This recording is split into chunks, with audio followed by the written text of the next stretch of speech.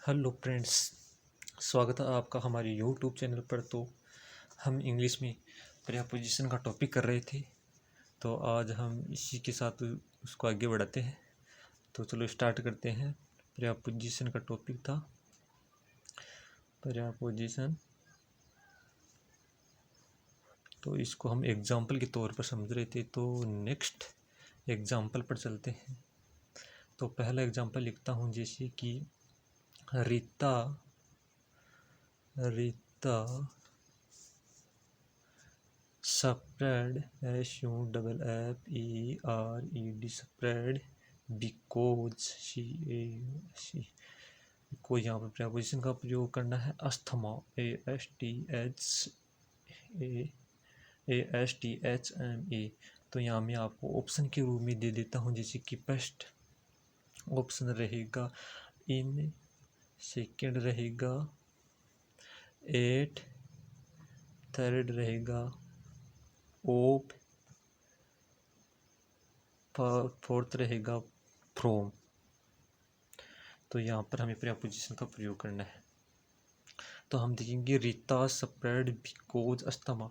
जहाँ पर भी स्प्रेड या सपर हो और उसके बाद में बिकॉज या रीजन, यहाँ पर जो भी रीजन बताया जाता है तो उसके साथ हम प्रीपोजिशन ऑफ का प्रयोग करते हैं।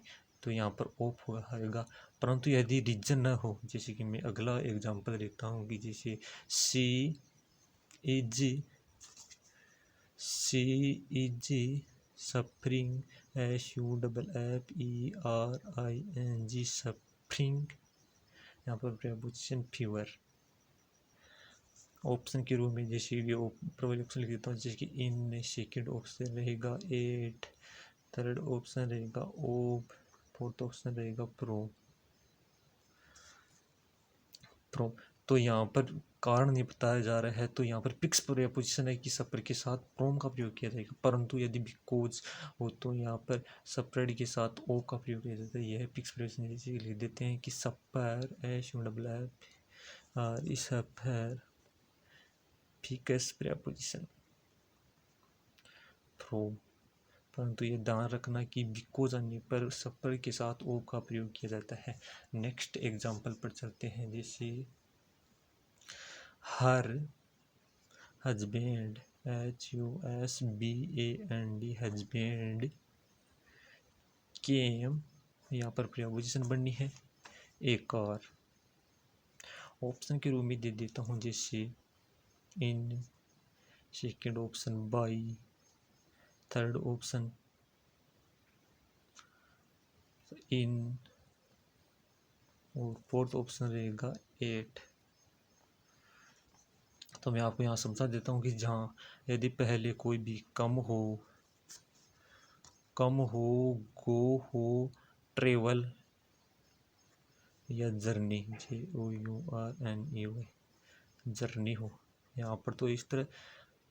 और बाद में यदि कोई कार हो, बस हो, ट्रेन हो, जिप हो और शिप हो, इनके पहले यदि कोई आर्टिकल हो, तो इससे पहले हम इनका प्रयोग करेंगे। परंतु यदि आर्टिकल नहीं हो तो उससे पहले हम बाई का प्रयोग करेंगे। आर्टिकल नहीं हो तो यहाँ पर देखिए हर हस्बैंड केम ए कार, यहाँ कार के पहले आर्टिकल ए है, तो इससे पहले हम इनका प्रयोग करेंगे। अगला इसी पर आर्टिकल ना हो तो उसका मैं एग्जांपल देता हूँ, जैसे कि हिज फ्रेंड FRIEND फ्रेंड गो ट्रेन। तो यहाँ पर आर्टिकल नहीं है, तो यहाँ पर प्रीपोजिशन बाय का प्रयोग किया जाएगा। तो अगला एग्जांपल पर चलते हैं, जैसे कि अगला एग्जांपल जैसे ही डिड नॉट एग्री, यहाँ पर प्रीपोजिशन मी। मैं ऑप्शन के रूप में दे देता हूँ, जैसे कि फर्स्ट ऑप्शन रहेगा हमारा 8, second 2, third with, fourth option रहेगा इन। तो यहाँ पर हमें प्रीपोजिशन का प्रयोग करना है, जैसे कि ही डिड नॉट एग्री मी। यह ध्यान रखना कि इसके यहाँ पर विथ प्रीपोजिशन है।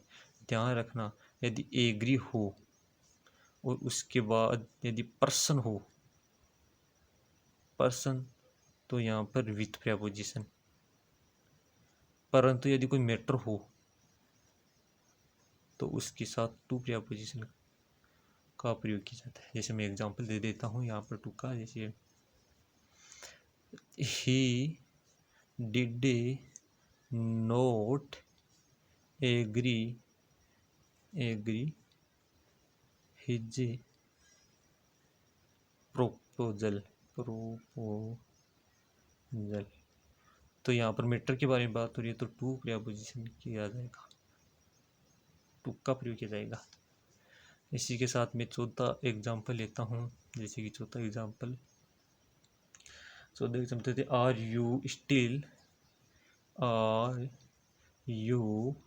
Still angry what I said.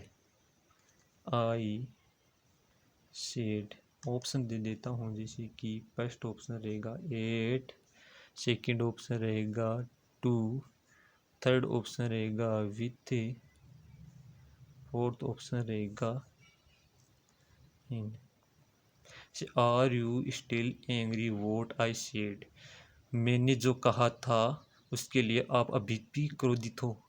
यहाँ पर मैटर के बारे में बात हो रही है तो 8 प्रीपोजिशन का प्रयोग किया जाएगा।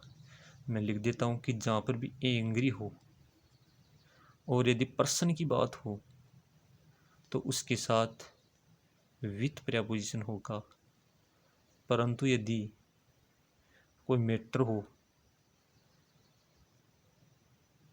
तो उसके साथ 8। ध्यान रखना एग्री के साथ मैटर के साथ टू का प्रीपोजिशन, परंतु यहाँ पर एग्री के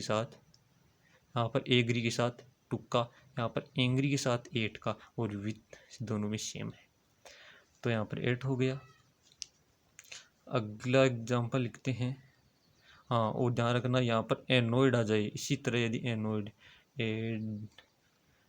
ANNOYED यदि कोई पर्सन